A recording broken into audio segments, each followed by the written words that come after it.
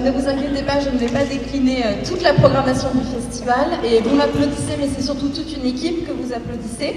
Enfin, on est enthousiaste de vous voir comme ça ce soir. Depuis lundi, on accueille des séances scolaires.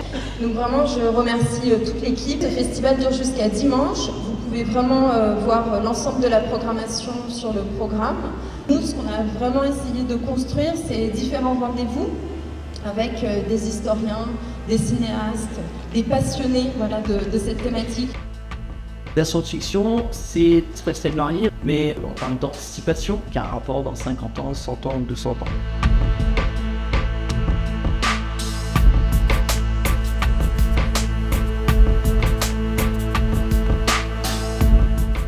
Petit, cette bienvenue, il y aura 2 modules pour fabriquer des tomates fortes et avec Jeanne, vous pourrez même fabriquer des praxinoscopes. Ce sont des jeux optiques, vous pourrez les dessiner vous-même et vous ferez du stop motion en fait, comme vous le faisiez au temps passé. Et vous pourrez vous imaginer des histoires du futur avec des outils du passé.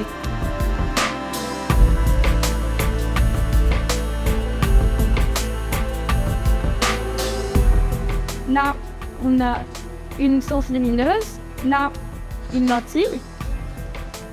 Là, on a un optique avec d'autres lentilles.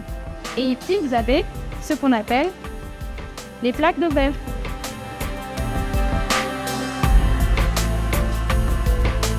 L'éducation à l'image et à la pratique du cinéma, ça fait partie de l'ADN de l'Institut Jean Vigo. La thématique du film a été décidée pour qu'elle puisse coller avec la thématique du festival. Nous, on croit en l'avenir, on croit à la jeunesse. L'atelier, c'est un prétexte social pour générer du dialogue, faire vivre des expériences.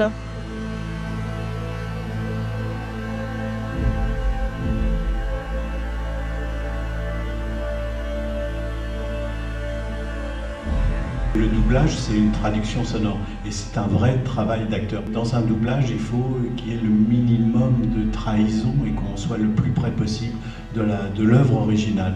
Alors le personnage que tu as tant développé et plus connaître, c'est Homer, bien sûr, qui est indissociable de Marge. Donc Véronique va nous rejoindre. C'est ma bibiche. On nous demande de passer un essai, on écoute la voix originale et il faut se lancer dans un essai. J'ai vu que c'était une voix rauque, donc je me suis mise à parler. Non. C'est vrai que je l'ai prise vraiment dans la gorge. C'était pas le personnage principal, Homer, au début. Et quand le grand-père est arrivé, j'ai trouvé assez facilement la voix et je me suis inspiré du général de Gaulle. Je vous ai compris.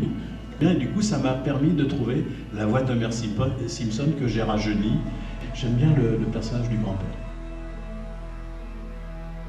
Nous sommes ravis d'accueillir aujourd'hui Frédéric Tabé, qui est chercheur, maître de conférence à Toulouse. Bienvenue Frédéric et merci beaucoup d'être avec nous. Je vous propose de vous faire une expatrouillante conférence. Les fantasmagories, c'est des fantômes, donc je vais vous faire un petit peu peur aussi. Je vais vous raconter des histoires. On va faire 3 petits voyages.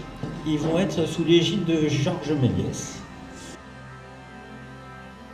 Pour réaliser ce film, on fait appel à un cinéaste qui s'appelle Protazanov.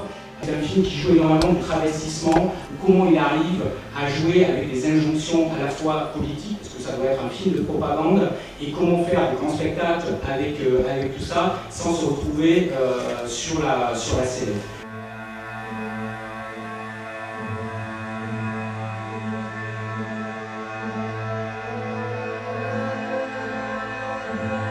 Quand on a commencé ce pot avec le travailleur catalan, Marcel Homs était vivant, Nicolas Dreyfus était secrétaire à l'organisation du Parti communiste, qui trouvait quand même que c'est mieux que ça se fasse sur le lieu de la manifestation. On a une amitié fraternelle avec le travailleur catalan.